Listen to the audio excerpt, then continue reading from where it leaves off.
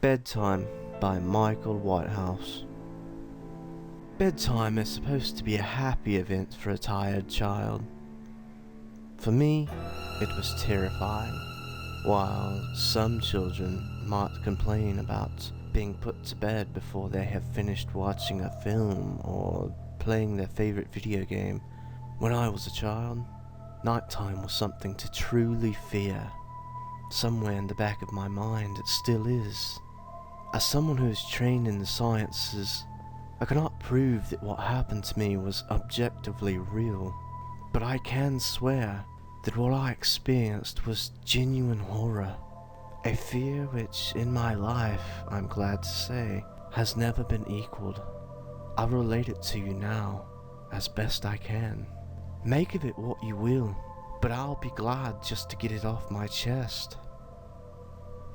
I can't remember exactly when it started, but my apprehension towards falling asleep seemed to correspond with my being moved into a room of my own. I was 8 years old at the time, and until then I had shared a room, quite happily, with my older brother. As is perfectly understandable for a boy of 5 years my senior, my brother eventually wished for a room of his own, and as a result, I was given the room at the back of the house. It was a small, narrow, yet oddly elongated room, large enough for a bed and a couple of chest of drawers, but not much else. I couldn't really complain because, even at that age, I understood that we didn't have a large house, and I had no real cause to be disappointed, as my family was both loving and caring. It was a happy childhood, at least during the day. A solitary window looked out onto our back garden. Nothing out of the ordinary, but even during the day, the light which crept into that room seemed almost hesitant. As my brother was given a new bed, I was given the bunk beds which we used to share. While I was upset about sleeping on my own, I was excited at the thought of being able to sleep on the top bunk, which seemed far more adventurous to me. From the very first night, I remember a strange feeling of unease creeping slowly from the back of my mind. I lay on the top bunk, staring down at my action figures and cars strewn across the green-blue carpet. As imaginary battles and adventures took place between the toys on the floor, I couldn't help but feel that my eyes were being slowly drawn towards the bottom bunk, as if something was moving in the corner of my eye, something which did not wish to be seen. The bunk was empty, impeccably made with a dark blue blanket tucked in neatly, partially covering two rather bland white pillows. I didn't think anything of it at the time. I was a child, and the noise slipping under the door from my parents' television bathed me in a warm sense of safety and well-being. I fell asleep. When you awaken from a deep sleep to something moving or stirring, it can take a few moments for you to truly understand what is happening. The fog of sleep hangs over your eyes and ears even when lucid. Something was moving. There was no doubt about that. At first, I wasn't sure what it was. Everything was dark, almost pitch black, but there was enough light creeping in from the outside to outline that narrowly suffocating room.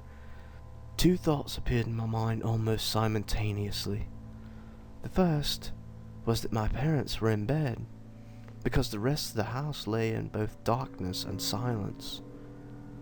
The second thought turned to the noise, a noise which had obviously awoken me. As the last cobwebs of sleep withered from my mind, the noise took on a more familiar form. Sometimes, the simplest of sounds can be the most unnerving. A cold wind whistling through a tree outside. a neighbor's footsteps uncomfortably close, or, in this case, the simple sound of bed sheets rustling in the dark. That was it. Bed sheets rustling in the dark, as if some disturbed sleeper was attempting to get all too comfortable in the bottom bunk. I lay there in disbelief, thinking that the noise was either my imagination or perhaps just my pet cat finding somewhere comfortable to spend the night. It was then that I noticed my door, shut as it had been as I'd fallen asleep. Perhaps my mum had checked in on me, and the cat had sneaked into my room then. Yes, that must have been it. I turned to face the wall, closing my eyes in the vain hope that I would fall back to sleep. As I moved, the rustling noise from underneath me ceased. I thought that I must have disturbed my cat, but quickly I realized that the visitor in the bottom bunk was much less mundane than my pet trying to sleep, and much more sinister. As if alerted to and disgruntled by my presence, the disturbed sleeper began to toss and turn violently, like a child having a tantrum in their bed. I could hear the sheets twist and turn with increasing ferocity. Fear then gripped me, not like the subtle sense of unease I had experienced earlier, but now potent and terrifying. My heart raced as my eyes panicked, scanning the almost impenetrable darkness. I let out a cry. As most young boys do, I instinctively shouted for my mother. I could hear something stir on the other side of the house, but as I began to breathe a sigh of relief that my parents were coming to save me, the bunk bed suddenly started to shake violently, as if gripped by an earthquake scraping against the wall. I could hear the sheets below me thrashing around as if tormented by malice. I did not want to jump down to safety, as I feared the thing in the bottom bunk would reach out and grab me, pulling me into the darkness. So I stayed there, white knuckles clenching my own blanket like a shroud of protection. The wait seemed like an eternity. The door finally and thankfully burst open, and I lay, bathed in light, while the bottom bunk, the resting place of my unwanted visitor, lay empty and peaceful. I cried, my mother consoled me. Tears of fear followed by relief streamed down my face. Yet, through all the horror and relief, I did not tell her why I was so upset. I cannot explain it, but it was almost as though whatever had been in that bunk would return if I so much as spoke of it, or uttered a single syllable of its existence.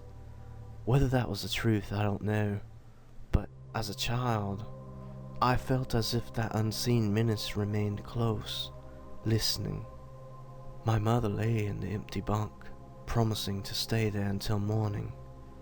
Eventually my anxiety diminished. Tiredness pushed me back towards sleep, but I remained restless, waking several times momentarily to the sound of rustling bed sheets. I remember the next day wanting to go anywhere, be anywhere but in that narrow, suffocating room.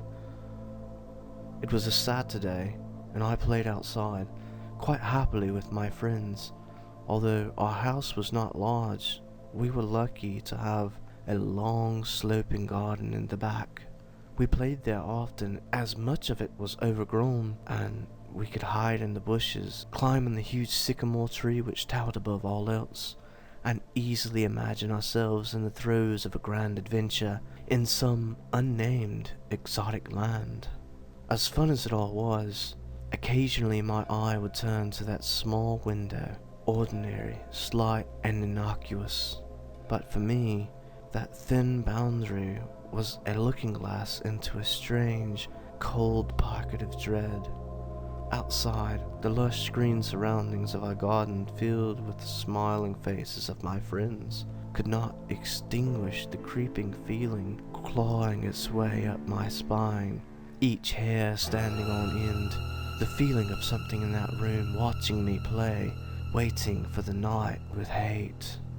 It may sound strange to you, but by the time my parents ushered me back into that room for the night, I said nothing. I didn't protest. I didn't even make an excuse as to why I wouldn't sleep there. I simply and sullenly walked into that room, climbed the few steps into that top bunk, and then waited. As an adult, I would be telling everyone about my experience, but even at that age, I felt almost silly to be talking about something which I really had no evidence for. I would be lying, however, if I said this was my primary reason. I still felt that this thing would have enraged if I so much as spoke of it. It's funny how certain words can remain hidden from your mind, no matter how blatant or obvious they are. One word came to me that second night, lying there in the darkness alone, frightened, aware of a rotten change in the atmosphere, a thickening of the air as if something had displaced it.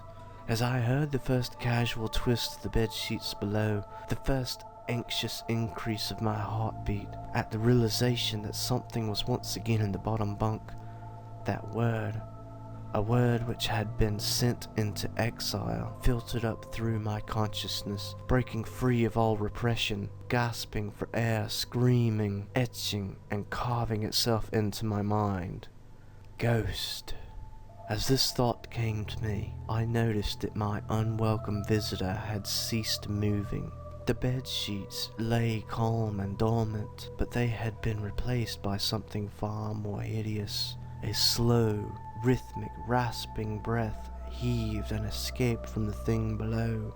I could imagine its chest rising and falling with each sordid wheezing and garbled breath.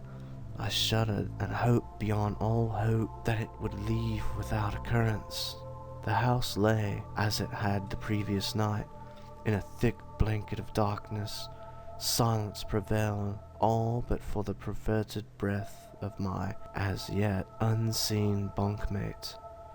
I lay there, horrified. I just wanted this thing to go, to leave me alone. What did it want? Then, something unmistakably chilling transpired. It moved.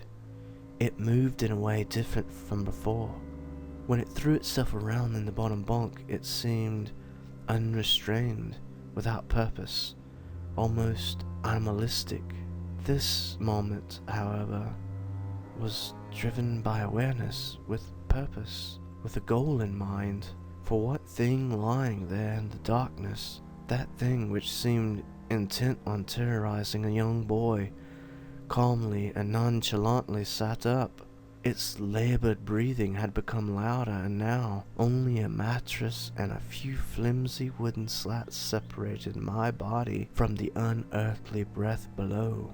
I lay there, my eyes filled with tears, a fear which mere words cannot relate to you or anyone else coursed through my veins.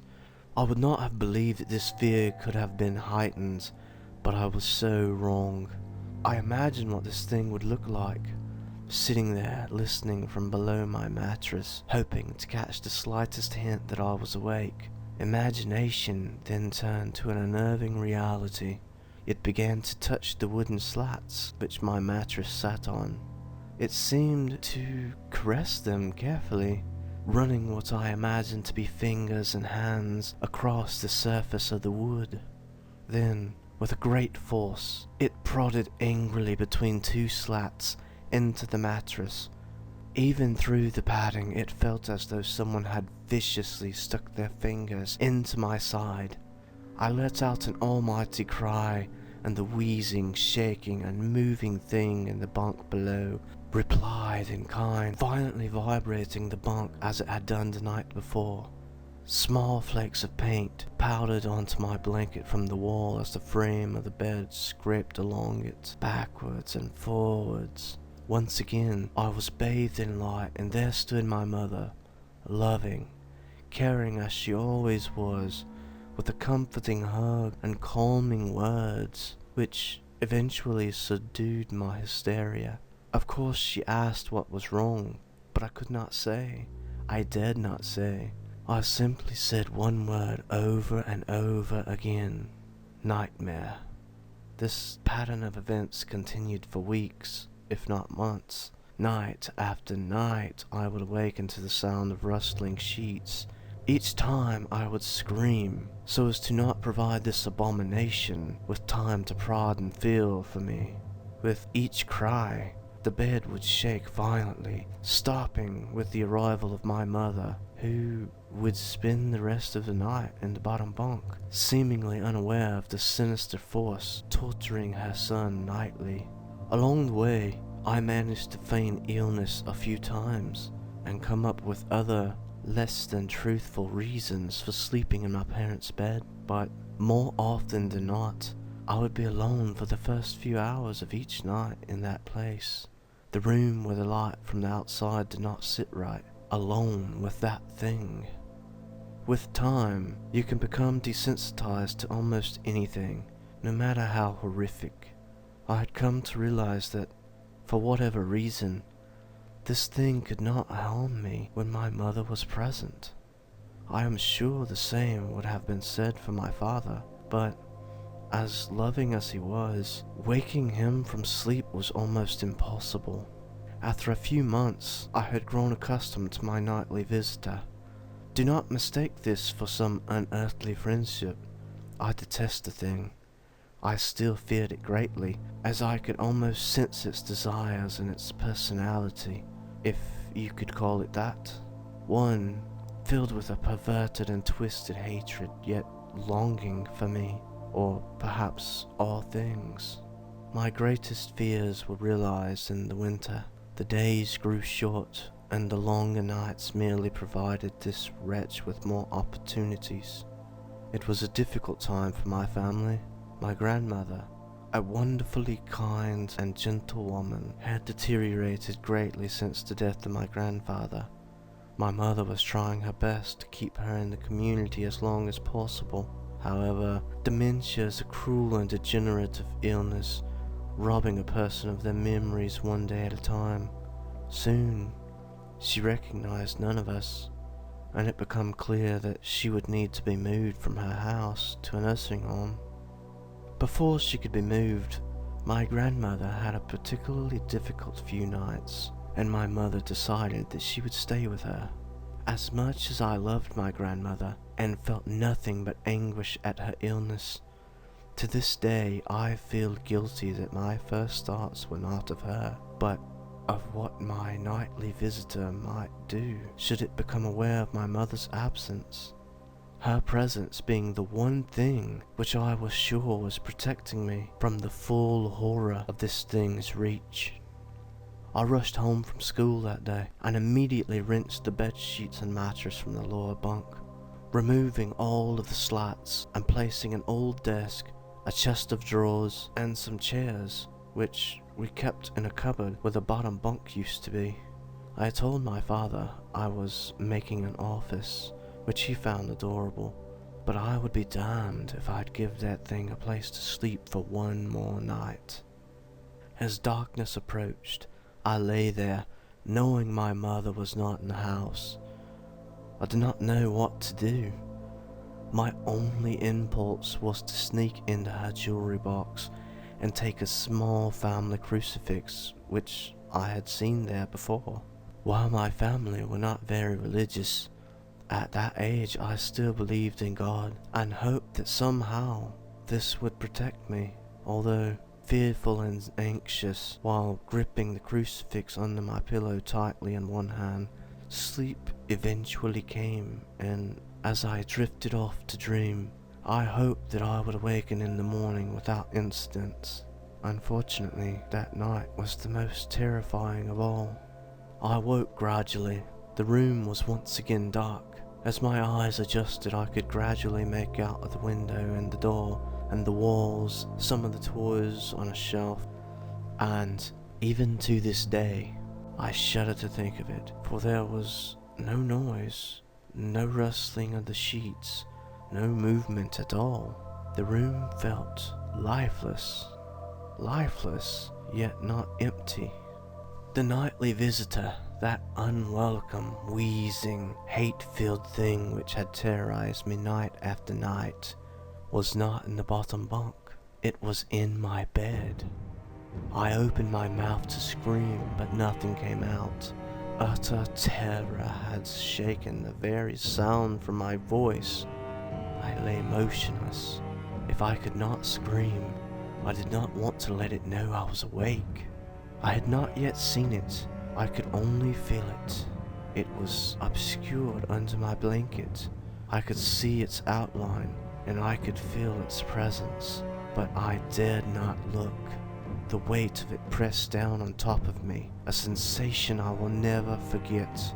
When I say that hours passed, I do not exaggerate. Laying there motionless, in the darkness, I was every bit a scared and frightened young boy. If it had been during the summer months, it would have been light by then, but the grasp of winter is long and unrelenting, and I knew it would be hours before sunrise, a sunrise which I yearned for. I was a timid child by nature, but I reached a breaking point, a moment where I could wait no more, where I could survive under this intimately deviant abomination no longer. Fear can sometimes wear you out, make you threadbare, a shell of nerves leaving only the slightest trace of you behind. I had to get out of that bed. Then I remembered the crucifix. My hand still lay underneath the pillow, but it was empty. I slowly moved my wrist around to find it, minimizing as best I could the sound and vibrations caused, but it could not be found. I had either knocked it off the top bunk, or it had, I could not even bear to think it, been taken from my hand. Without the crucifix, I lost any sense of hope. Even at such a young age, you can be acutely aware of what death is and intensely frightened of it. I knew I was going to die in that bed if I lay there, dormant, passive, doing nothing. I had to leave that room behind, but how? Should I leap from the bed and hope that I make it to the door? What if it's faster than me? Or should I slowly slip out of the top bunk, hoping to not disturb my uncanny bedfellow? Realizing that it had not stirred when I moved, trying to find the crucifix, I began to have the strangest of thoughts. What if it was asleep? It hadn't so much as breathed since I woken up. Perhaps it was resting, believing that it had finally got me, that I was finally in its grasp. Or perhaps it was toying with me. After all, it had been doing just that for countless nights. And now, with me under it, pinned against my mattress, with no mother to protect me, maybe it was holding off, savoring its victory until the last possible moment, like a wild animal savoring its prey. I tried to breathe as shallowly as possible, and mustering every ounce of courage I could, I reached over slowly with my right hand and began to peel the blanket off of me. What I found under those covers almost stopped my heart. I did not see it, but as my hand moved the blanket, it brushed against something smooth and cold, something which felt unmistakably like a gaunt hand. I held my breath in terror, as I was sure it must now know that I was awake. Nothing. It did not stir. It felt dead. After a few moments, I placed my hand carefully further down the blanket and felt a thin, poorly formed forearm. My confidence and almost twisted sense of curiosity grew as I moved down further to a disproportionately larger bicep muscle. The arm was outstretched, lying across my chest with the hand resting on my shoulder as if it had grabbed me in my sleep. I realized that I would have to move this cadaverous appendage if I ever so much as hoped to escape its grasp. For some reason, that feeling of torn, ragged clothing on the shoulder of this nighttime invader stopped me in my tracks. Fear once again swelled in my stomach and in my chest as I recoiled my hand in disgust at the touch of the straggled, oily hair. I could not bring myself to touch its face, although I wonder to this very day what it would have felt like. Dear God, it moved. It moved. It was subtle, but its grip on my shoulder and across my body strengthened. No tears came, but God, how I wanted to cry as its hand and arm slowly coiled around me. My right leg brushed along the cool wall which the bed lay against. Of all that happened to me in that room, this was the strangest. I realized that this clutching, rancid thing which drew great delight from violating a young boy's bed was not entirely on top of me. It was sticking out from the wall, like a spider striking from its lair. Suddenly its grip moved from a slow tightening to a sudden squeeze. It pulled and clawed at my clothes, as if frightened that the opportunity would soon pass. I fought against it, but its emaciated arms were too strong for me. Its head rose up, writhing and contorting under the blankets. I now realized where it was taking me. Into the wall. I fought for my dear life. I cried, and suddenly my voice returned to me, yelling, screaming, but no one came. Then I realized why it was so eager to suddenly strike, why this thing had to have me now. Through my window, that window which seemed to represent as much malice from outside, streaked hope, the first rays of sunshine. I struggled further, knowing that if I could just hold on, it would soon be gone. As I fought for my life, the unearthly parasite shifted, slowly pulling itself up my chest, its head now poking out from under the blanket, wheezing, coughing, rasping. I do not remember its features. I simply remember its breath against my face, foul and as cold as ice. As the sun broke over the horizon, that dark place, that suffocating room of contempt was washed, bathed in sunlight. I passed out as its scrawny fingers encircled my neck, squeezing the very life from me. I awoke to my father offering to make me some breakfast. A wonderful sight indeed. I had survived the most horrible experience of my life until then, and now I moved the bed away from the wall, leaving behind the furniture I had believed would stop that thing from taking a bed. Little did I think that it would try to take mine and me. Weeks passed without incidents, yet on one cold, frost-bitten night, I awoke to the sound of furniture where the bunk beds used to be vibrating violently. In a moment it passed. I lay there, sure I could hear a distant wheezing coming from deep within the wall, finally fading into the distance. I've never told anyone this story before. To this day I still break out in a cold sweat at the sound of bed sheets rustling in the night, or a wheeze brought on by a common cold. And I certainly never sleep with my bed against the wall. Call it superstition if you will. But as I said, I cannot discount conventional explanations such as sleep paralysis, hallucination, or that of an overactive imagination. But what I can say is this. The following year, I was given a larger room on the other side of the house, and my parents took that strangely suffocating, elongated place as their bedroom. They said they didn't need a large room, just one big enough for a bed and a few things. They lasted 10 days. We moved on the 11th.